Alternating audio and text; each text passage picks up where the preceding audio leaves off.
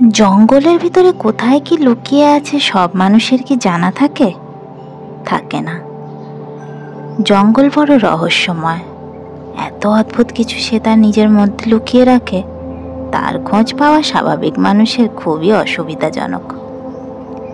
আচ্ছা, আপনার আরাধ্য কে? আপনার আরাধ্য কি অন্যের কাছে ভয়ের কারণ? কিংবা আপনার আরাধ্যর মূর্তি কি এমনই ভয়ঙ্কর যা অন্যে দেখলে ভয় পায়, কিন্তু সে আপনার দেবতা?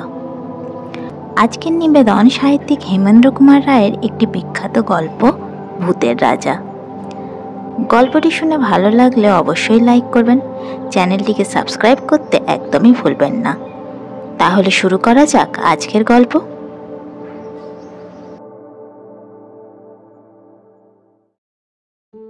সরকারি কাজে বিদেশে থাকি, ছুটি নিয়ে দেশে ফিরছি।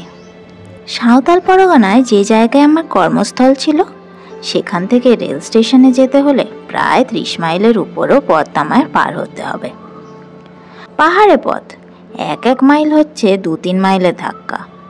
তার উপরে রাতের বেলায় পথে বাঘ ভাল্লুকের সঙ্গে আলাপ হওয়ার সম্ভাবনাও কম নয়। সকালবেলায় বেরুলেও মাঝপথে সন্ধ্যা হবেই, তখন একটা আশ্রয়ের দরকার।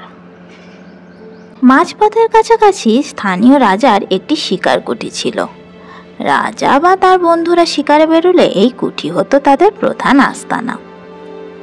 রাজার ম্যানেজারের সঙ্গে আলাপ ছিল, তাকে গিয়ে অনুরোধ জানালুম শিকার কুঠিতে একটা রাতের জন্য আমাকে মাথা গোঁজবার জায়গা দিতে হবে।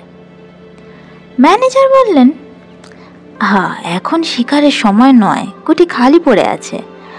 আপনি এক রাত কেন, 1 মাস থাকতে পারেন। এখানকার পুলিশ সুপারিনটেন্ডেন্ট টেলর সাহেবও তো আজ রাতটা সেখানেই বিশ্রাম করবেন। কুঠিতে আরও ঘর আছে, আপনারও থাকবার অসুবিধা হবে না। কিন্তু কি? কিন্তু আপনি সেখানে রাত কাটাতে পারবেন কি? কেন পারবো না? না, লোকের মুখে শুনি কুঠিতে নাকি অপদেবতার ভয় আছে। অপদেবতা? হ্যাঁ, অপদেবতা ছাড়া আর কি বলবো। কুঠির পাশেই শালবনের ভেতরে সাঁওতালদের এক ভুতুড়ে দেবতা আছে। সেই দেবতা নাকি ভূতের রাজা। তার ভয়ে সাঁওতালরা পর্যন্ত সন্ধ্যার পর ওপাড়া মারায় না। তারা বলে তাদের দেবতা নাকি রাতের বেলায় কুঠির ভেতরে ঘুমোতে আসে। আমি হো হো করে হেসে উঠলুম।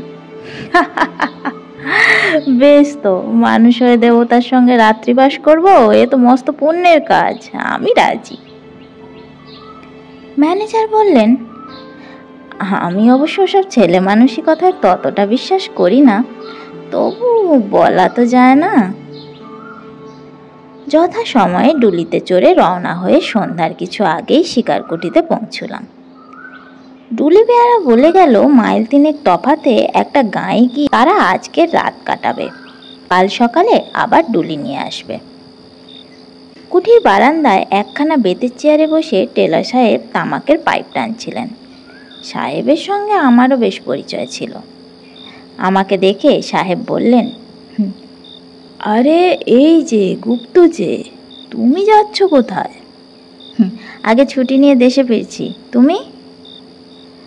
আমি হোমে যাচ্ছি। তুমি কি আজ এখানে থাকবে? হ্যাঁ সাহেব।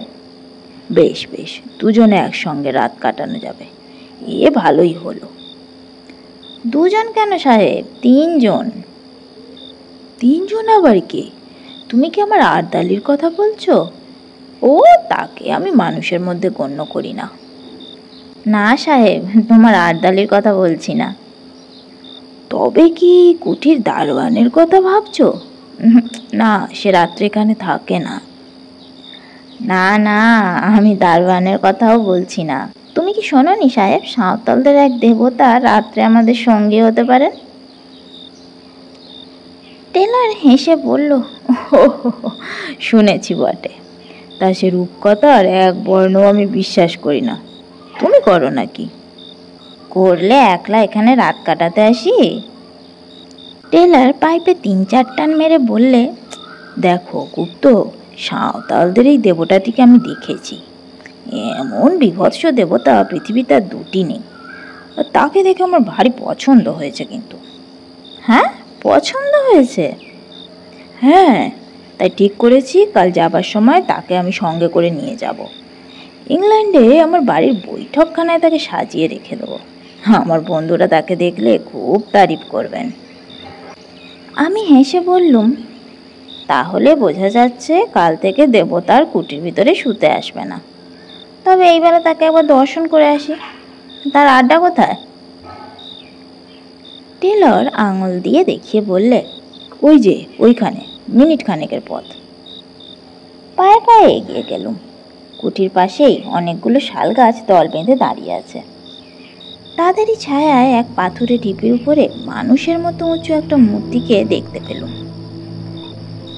মূর্তিটা রং করা কাঠের। তার দেহ মাপে মানুষের মতন বটে, কিন্তু তার মুখ দানবের মতো প্রকাণ্ড। আর সে মুখের ভাব কি ভয়ঙ্কর!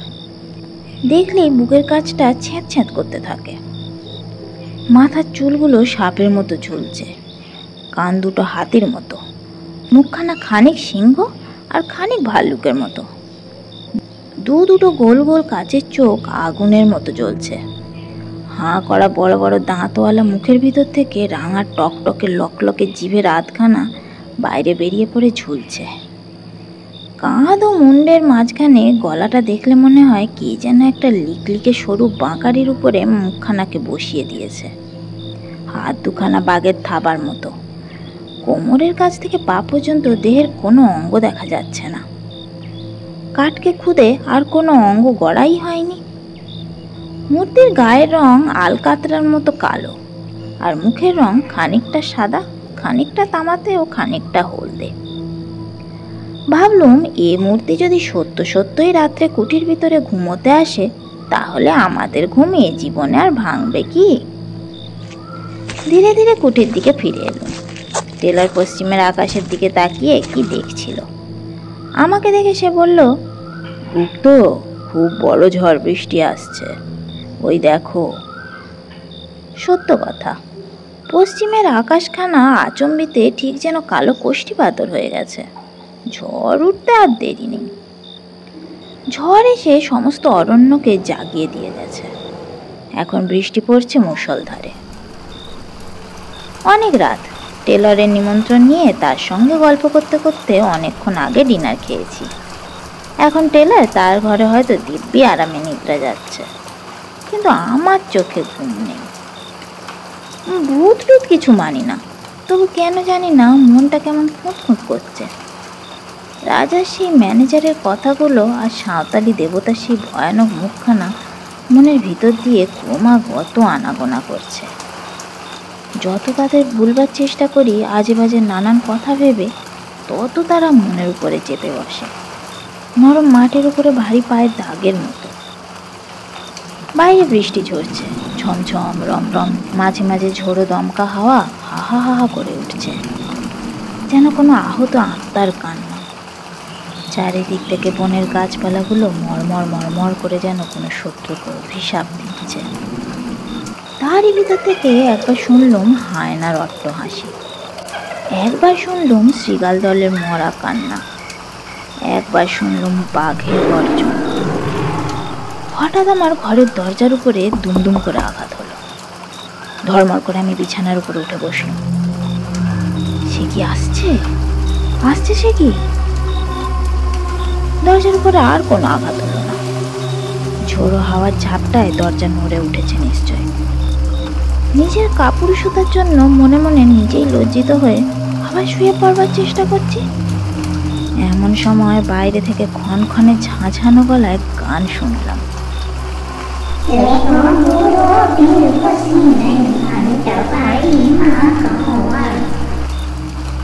এ তো সাঁওতালি ভাষা, নিশ্চয়ই কোনো সাঁওতাল গান গাইছে।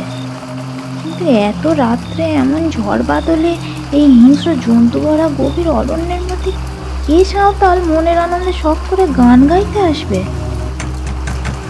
আবার দরজার উপরে ঘন ঘন আঘাত হলো, এবারে আরো জোরে। আমার সমস্ত শরীর রোমাঞ্চিত হয়ে উঠল। এ তো ঝড়ের ধাক্কা নয়, এই যে সত্য সত্যই কে দরজা ঠেলছে আর ঠেলছে। তবে সে কি এসেছে? তবে কি সে এখানে ঘুমোতে এসেছে? আবার গান শুনল। আরে আমার খুব কাছে, একেবারে কুঠির বারান্দার উপরে সেই তীব্র ক্ষণক্ষণে গলার গান।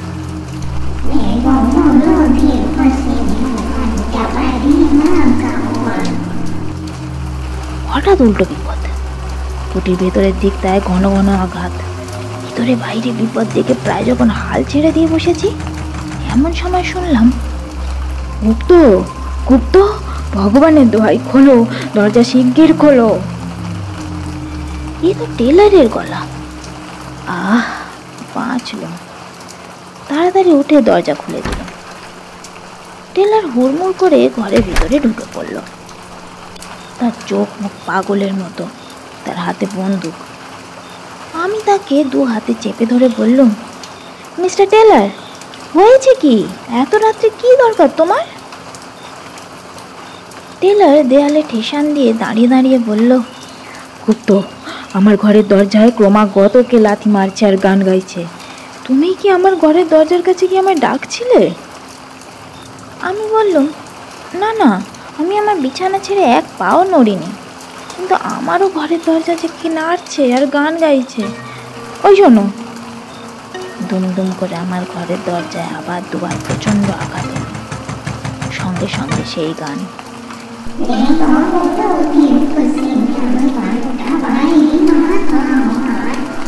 টুমকা আবার একটা ঝড়ের ঝাপটা এসে দরজা জানালার উপরে আছড়ে পড়ল এবং সঙ্গে সঙ্গে একটা খড়খড়ি দুমদাম করে খুলে গেল। সঙ্গে সঙ্গে বিদ্যুতের আলোকে স্পষ্ট দেখলুম বাইরে বারান্দার উপরে কার একটা জীবন্ত ছায়ামূর্তি দাঁড়িয়ে রয়েছে। কে ও? কে ও? ও কি সেই যে প্রতি রাত্রে এখানে ঘুমোতে আসে? আমার মাথার চুলগুলো যেন খাড়া হয়ে উঠল। টেলারের বন্দুক ধুম করে গর্জে উঠল। সঙ্গে সঙ্গে ছায়ামূর্তিটা সাত করে বারান্দার এক পাশে আমাদের চোখের আড়ালে সরে গেল।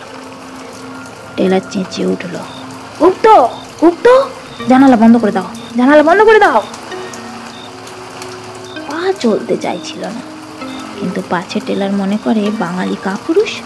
সেই ভয়ে নিজেই সমস্ত দুর্বলতাকে দমন করে আমি জানলার পাল্লা দুটো আবার বন্ধ করে দিলাম।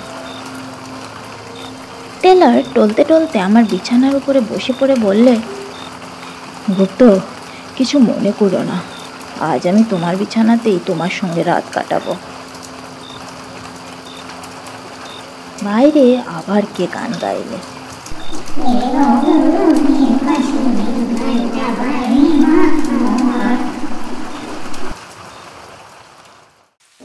সকালবেলা, কিন্তু তখনও সমানভাবে বৃষ্টি ঝরছে আর ঝরছে।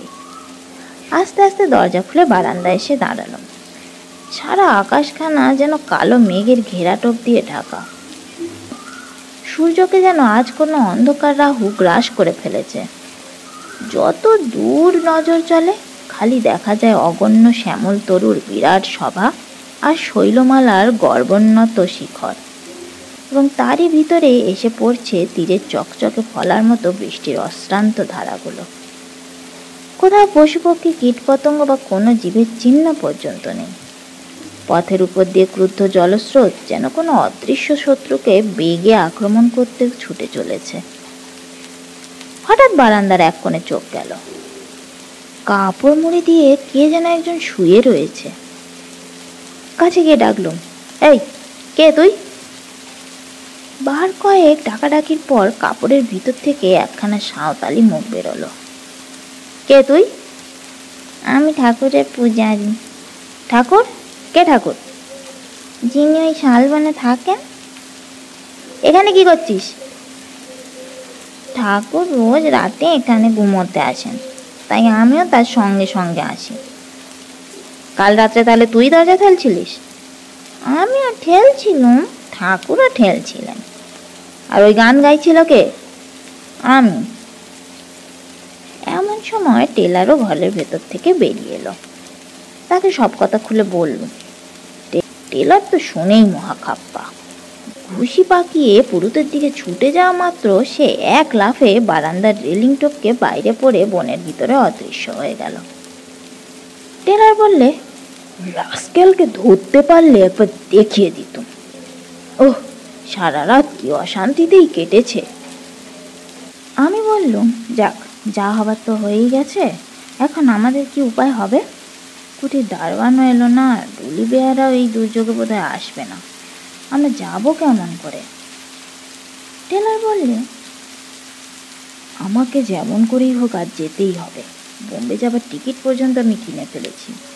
উপায় থাকলে তোমাকেও আমি স্টেশন পর্যন্ত পৌঁছে দিতাম, কিন্তু আমার 2 সিটার গাড়ি, আমি আর আমার আরদালি, তুমি, তোমার চাকর আর তোমার মালপত্র অতটুকু গাড়িতে তো ধরবে না, কাজেই তোমাকে এখানে ফেলে রেখেই আমাকে যেতে হবে।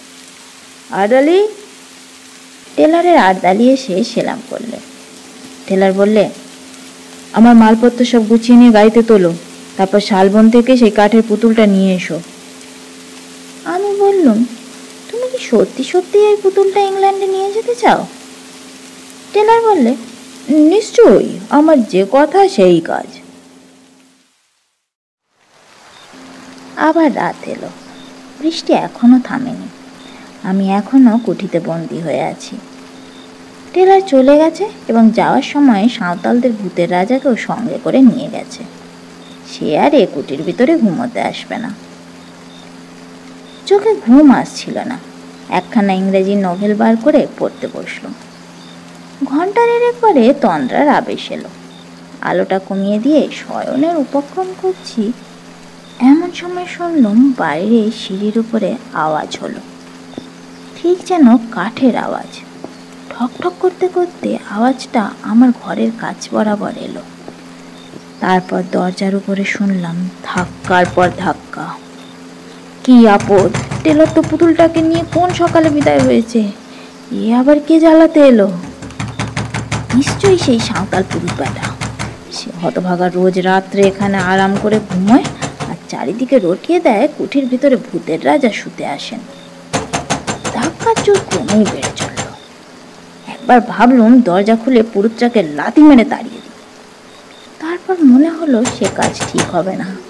এই দুর্যোগে বিজন জঙ্গলের ভিতরে রাত্রে আমি একলা এখানে আছি, যদি কোনো দুষ্ট লোক কুমতলবে এসে থাকে।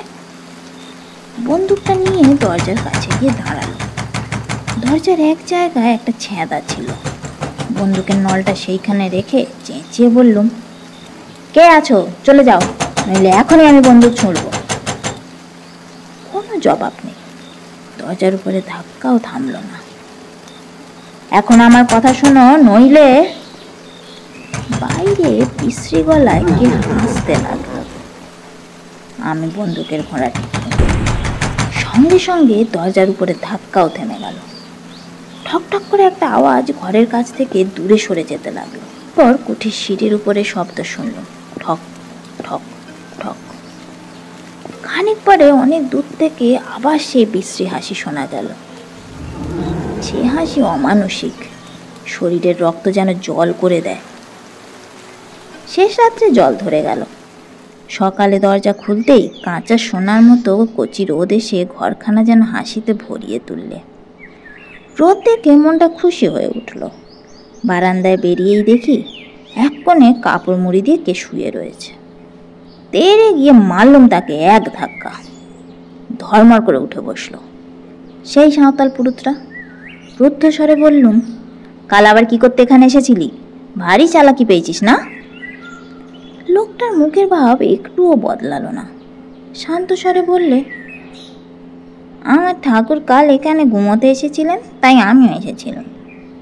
তোর ঠাকুর কোথায়? সাহেব তো তাকে নিয়ে চলে গেছে।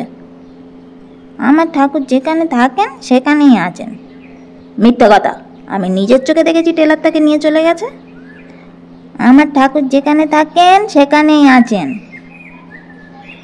কুঠি থেকে বেরিয়ে পড়ে ছুটে পাশের শালবনে গিয়ে হাজির হলো। সবিস্ময়ে দেখলুম ভূতের রাজা চোখ পাকিয়ে লগলকে জিভ বার করে ঠিক সেইখানেই দাঁড়িয়ে আছে। আর ও কি? মূর্তির পেটের উপরে একটা গর্ত, ঠিক যেন বন্দুকের গুলির দাগ। গর্তের চারপাশে রক্ত জমাট হয়ে আছে। মূর্তির আরো নানা জায়গাতে রক্তের চিহ্ন। তবে কি আমার বন্দুকের গুলি? ভাবতে পারলুম না, মূর্তির দিকে আর তাকাতেও পারলুম না। কেমন একটা অজানা ভয়ে আমার সমস্ত শরীর আচ্ছন্ন হয়ে গেল। প্রাণপণে দৌড়ে সেখান থেকে পালিয়ে এলাম। কলকাতায় ফিরে এসেই খবরের কাগজে এই বিবরণ পড়লুম।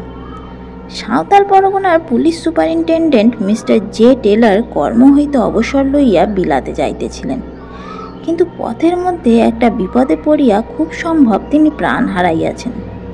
স্থানীয় জঙ্গলের ভিতরে তাহার মোটর গাড়ি পাওয়া গিয়াছে। মোটরের উপরে ভিতরেও চারপাশে রক্তের দাগ, কিন্তু মিস্টার টেলার ও তাহার আর্দালির কোনো সন্ধানই পাওয়া যাইতেছে না। পুলিশ সন্দেহ করিতেছে মিস্টার টেলার ও তাহার আর্দালিকে ব্যাঘ্র বা অন্য কোনো হিংস্র জন্তু আক্রমণ করিয়াছে। নিকটস্থ জঙ্গলে এক নরখাদক ব্যাঘ্রেরও খোঁজ পাওয়া গিয়াছে। সেই ভুতুরে মূর্তির গায়ে যে রক্তের দাগ লেগেছিল, তাহলে সে রক্ত হচ্ছে হতভাগ্য টেলারের আর তার আর্দালির গায়ে রক্ত।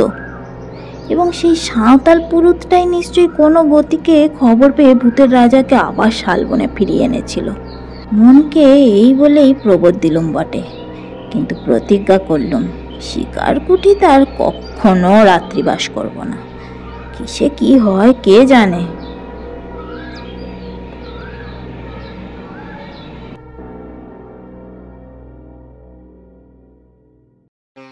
কেমন লাগলো আজকের গল্প? আশা করি নিশ্চয়ই ভালো। তাহলে ওই কথাই রইল, ভালো লাগলে লাইক আর চ্যানেলটাকে সাবস্ক্রাইব কিন্তু করে দিয়ে যাচ্ছ। খুব তাড়াতাড়ি দেখা হচ্ছে পরবর্তী গল্পে। ততক্ষণ ভালো থেকো, ভালো রেখো। আর হ্যাঁ, ভিডিওটাকে কিন্তু শেয়ার করতে ভুলো না বন্ধু বান্ধবের সাথে।